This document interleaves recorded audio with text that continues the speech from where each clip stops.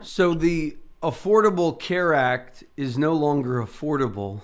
So all these people from 60 to 65, who it is a real crisis. I mean, many people 55 and older, they don't even have good health care options.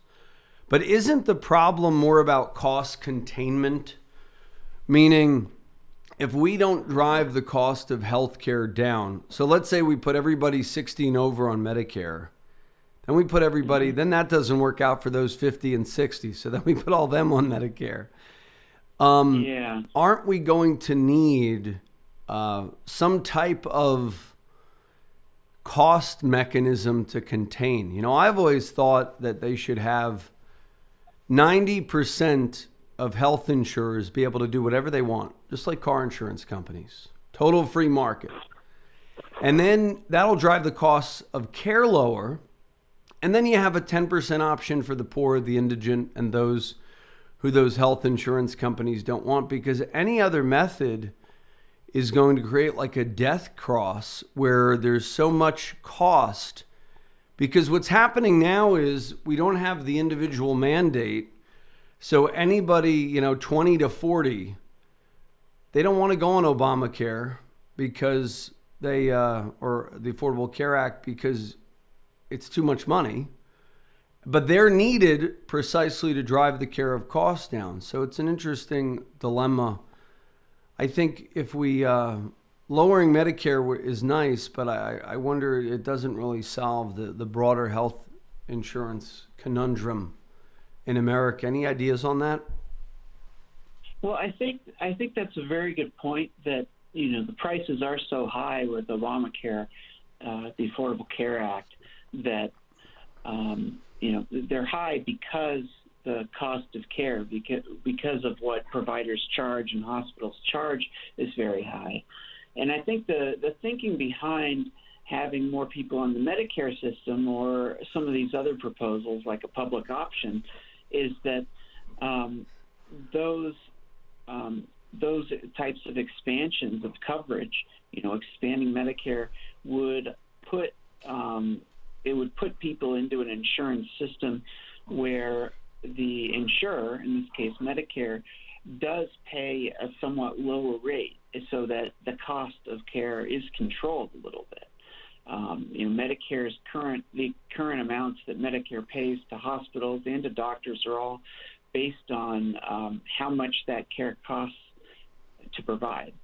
And it's not like an artificial situation with private health insurers where where the cost that gets paid is just about anything that gets asked for. And so I think the thinking behind that is that if more people are on the Medicare system, there will be more control over the cost, precisely what you kind of brought up a minute ago. Yeah, but that doesn't work, only because if you have everybody on the government option, it's like price fixing. And then all the good doctors are going to say, hey, I'm going to do my own private thing. And the bad doctors are going to take Medicare. I mean, I have doctor clients and they're discouraging their children from going into medicine because the Medicare reimbursements are so low. But anyway, I mean, I think the only way we're going to change the system is open it up to pure free market, use the Obamacare exchanges to do that. And then if you have an expanded, you would combine Medicaid, Medicare for the poor and the indigent and for those who the health insurers don't want. That's going to drive the cost of care down. Because the problem is no 20-year-old, for Obamacare to have worked, you needed every 20-something and 30-something. A lot of people don't realize this. Mitt Romney and Newt Gingrich came up with Obamacare before Obama did.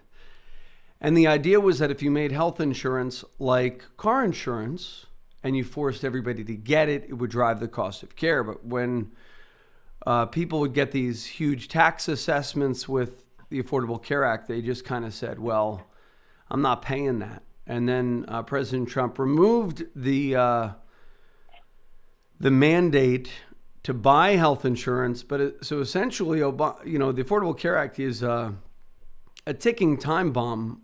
And some say it was really meant to give us Medicare for all, which sounds like a good option because Medicare is very nice. Everybody on Medicare seems to like it, but that's precisely because all the taxpayers subsidize it. So when everybody's on Medicare, tax rates are going to have to be 60-70% just to pay for it. The preceding program was sponsored by the Jalinski Advisory Group. Any awards, rankings, or recognition by unaffiliated third parties or publications, including 5-Star Wealth Manager, Advisory of the Year finalist by Senior Market Advisor, and Top of the $1 Million Roundtable, are in no way indicative of the advisor's future performance or any individual client's investment success. No award, ranking, or recognition should be construed as a current or past endorsement of Josh Jalinski or Wealth Quarterback LLC. Information regarding specific awards, rankings, or recognitions is available on the Wealth Quarterback website at www.jalinski.org. All investment strategies have the potential for profit or loss. Investment strategies such as asset allocation, diversification, or rebalancing do not assure or guarantee better performance and cannot eliminate the risk of investment losses. There are no guarantees that a portfolio employing these or any other strategy will outperform a portfolio that does not engage in such strategies. This broadcast should not be construed by any client or prospective client as a solicitation to effect or attempt to effect transactions in securities or the rendering of personalized investment advice. Due to various factors, including changing market conditions, the information discussed in this broadcast may no longer be reflective of current positions or recommendations. While information presented is believed to be factual and up to date, Josh Jalinski and Wealth Quarterback do not guarantee its accuracy, and it should not be regarded as a complete analysis of the subjects discussed. The tax and estate planning information discussed is general in nature, is provided for informational purposes only, and should not be construed as legal or tax advice. Listeners should consult an attorney or tax professional regarding their specific legal or tax situation. Advisory services offered through Wealth Quarterback LLC.